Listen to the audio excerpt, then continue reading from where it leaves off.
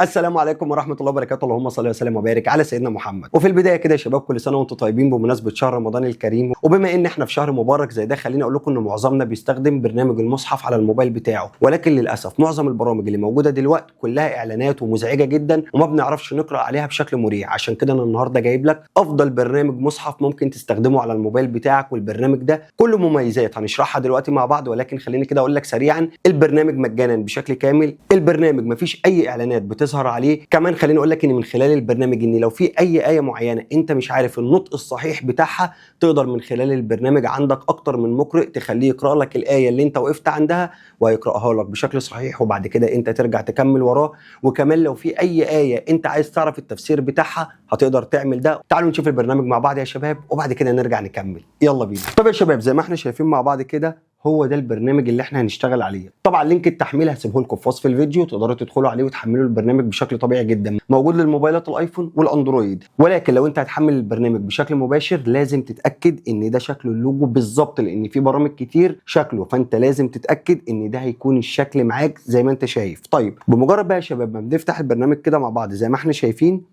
لازم تتاكد ان الافتتاحيه هتكون بالشكل ده، ويجي لك اهداء بيت التمويل الكويتي عشان تتاكد ان هو ده البرنامج اللي احنا هنشتغل عليه. طب يا شباب، زي ما احنا شايفين كده دي الافتتاحيه اللي هتقابلك.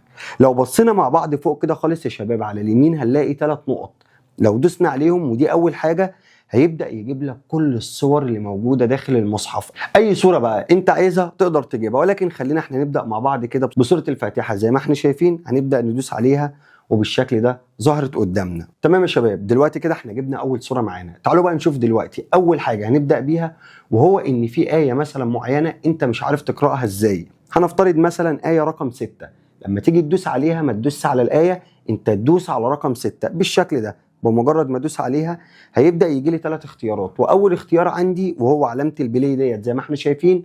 لو ضغطت عليها انا كان اخر مقرئ كنت مشغله عندي داخل البرنامج وهو احمد العجمي. طبعا لو انا دوست بالشكل ده هيبدا يظهر لي احمد العجمي، بس لو انا شغلت دلوقتي طبعا دي مشكله، هيبقى في حقوق فما ينفعش ان انا اشغله. طب انا عايز اسمع بصوت مقرئ تاني.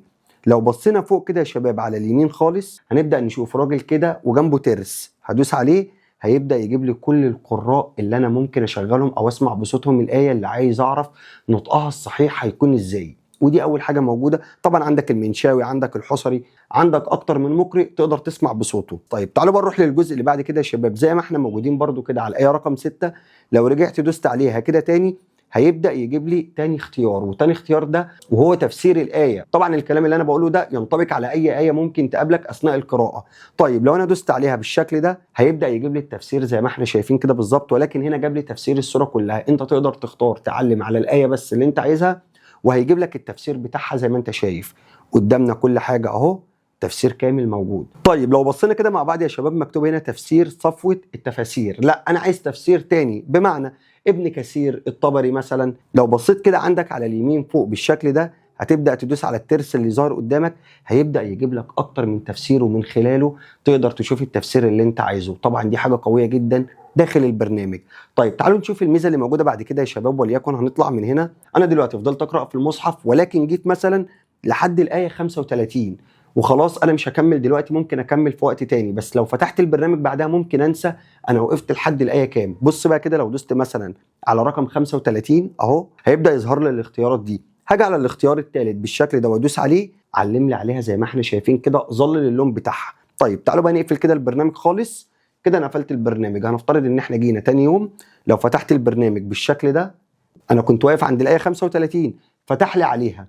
طب انا كنت بقرا في سوره تانية، هتدوس تحت خالص هنا عندك كده على اليمين تبدا تدوس عليها، هيبدا يجيب لك كل الايات اللي انت كنت واقف عندها او مظلل عليها وعملت له ستوب لحد الجزئيه دي. ودي طبعا اضافه قويه جدا، من خلالها هتقدر توصل لاي جزئيه انت كنت واقف عندها او اي ايه معينه انت كنت واقف عندها. طيب البرنامج بقى ممكن يضيف لنا ايه تاني؟ لو حد فيكم كده يا شباب بص فوق هتلاقي علامه البحث، ممكن ندوس عليها بالشكل ده.